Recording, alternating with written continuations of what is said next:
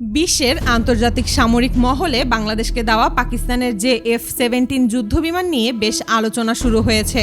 এমনকি যে সকল শক্তিধর দেশ কখনো বাংলাদেশ নিয়ে চিন্তাও করে না তারাও আলোচনা শুরু করে দিয়েছে। এর প্রধান কারণ হলো এই যুদ্ধবিমানের ক্ষমতা। তবে সবথেকে বেশি আলোচনায় যুক্ত হয়েছে ভারত। এই যুদ্ধবিমান কেনা নিয়ে ভারত বেশ কয়েকবার ভেটো দিলেও শেষ পর্যন্ত পাকিস্তানের এই অত্যাধুনিক যুদ্ধবিমান বাংলাদেশে ঢুকেছে। আর এই বিষয়টা নিয়ে ভারত সহ বিশ্বের আন্তর্জাতিক মহলে ব্যাপক আলোচনা শুরু হয়েছে যে F-17 কোনো সাধারণ যুদ্ধবিমান নয়, এটা দক্ষিণ এশিয়ার সবচেয়ে আলোচিত যুদ্ধবিমানগুলোর মধ্যে একটি। এই যুদ্ধবিমান মূলত পাকিস্তান এবং চায়না যৌথভাবে তৈরি করেছে। এই বিমানের সবথেকে অবাক করা ব্যাপার হলো এর গতি। এটি প্রায় 2000 কিলোমিটারের কাছাকাছি গতিতে উঠতে সক্ষম। তবে সবথেকে অবাক করা ব্যাপার হলো এটি খুব অল্প জায়গায় ঘুরে খুব সহজে বাঁক নিতে পারে, ফলে শত্রুর আকাশ সীমায় দ্রুত প্রবেশ করে আবার সরে যেতে পারে। যে F-17কে এত ভয় পাওয়ার কারণ হলো এটা একই সাথে আকাশে আর মাটিতে লাগাতার অ্যাটাক চালিয়ে যেতে পারে। এই বিমানের রেঞ্জ অনেক বেশি, ফলে এটি একবার টেক অফ করলে প্রায় 1500 কিলোমিটার পর্যন্ত উড়ে গিয়ে অ্যাটাক করে আবার ফিরে আসতে পারে। যে F-17-এ একটিমাত্র ইঞ্জিন থাকলেও সেটি অত্যন্ত শক্তিশালী। এতে মূলত একটি শক্তিশালী টার্বোফ্যান ইঞ্জিন ব্যবহার করা হয়। সাধারণভাবে এতে রাশিয়ান ডিজাইনের RD-93 ইঞ্জিন ব্যবহার করা হয়েছে। মূলত এই ইঞ্জিনই এই যুদ্ধবিমানের প্রধান হাতিয়ার। শুধু তাই না, এই যুদ্ধবিমান একসঙ্গে কয়েক টন পরিমাণ অস্ত্র বহন করতে পারে। এতে air to air missile, air to ground missile, antiship missile, এমনকি বিভিন্ন ধরনের রকেট পর্যন্ত বহন করতে পারে।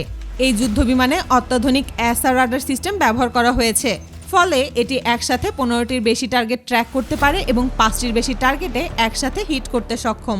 শুধু তাই না, শত্রুর যুদ্ধবিমানকে ধোঁকা দেওয়ার জন্য এতে ইলেকট্রনিক ওয়ারফেয়ার প্রযুক্তি ব্যবহার করা হয়েছে।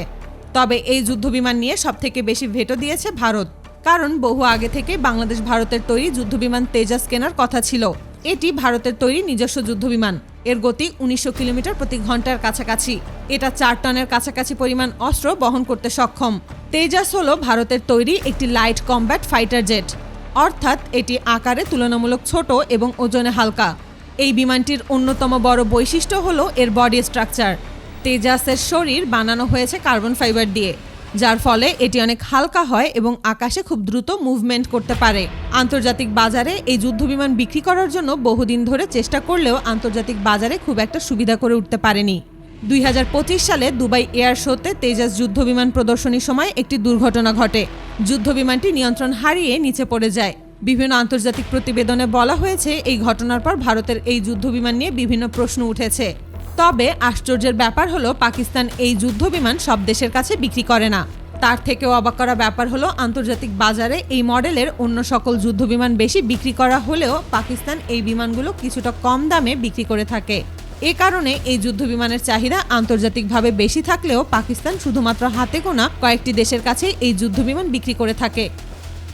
বাংলাদেশের কাছে এই ধরনের আধুনিক যুদ্ধবিমান আসার কারণে এই ব্যাপারটা নিয়ে আন্তর্জাতিক মহলে বেশ আলোচনা চলছে।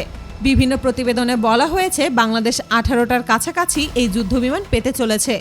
এই যুদ্ধবিমানগুলো বাংলাদেশের হাতে আসার কারণেই বাংলাদেশের আকাশ প্রতিরক্ষা অনেকটাই বদলে যাবে। মূলত ভারতের তেজাস যুদ্ধবিমান আর পাকিস্তানের যে F-17 এই যুদ্ধবিমান নিয়ে আন্তর্জাতিক মহলে প্রায়ই তুলনা করতে দেখা যায়। কিন্তু যে F-17 বহু বছর ধরেই সফলতার সাথে আকাশ প্রতিরক্ষায় কাজ করার কারণে এই যুদ্ধবিমানের চাহিদা তেজাসের থেকে অনেক বেশি। হয়তো এ কারণেই বাংলাদেশ তেজাস যুদ্ধবিমান না কিনে পাকিস্তানের যে F-17 যুদ্ধবিমান কিনেছে।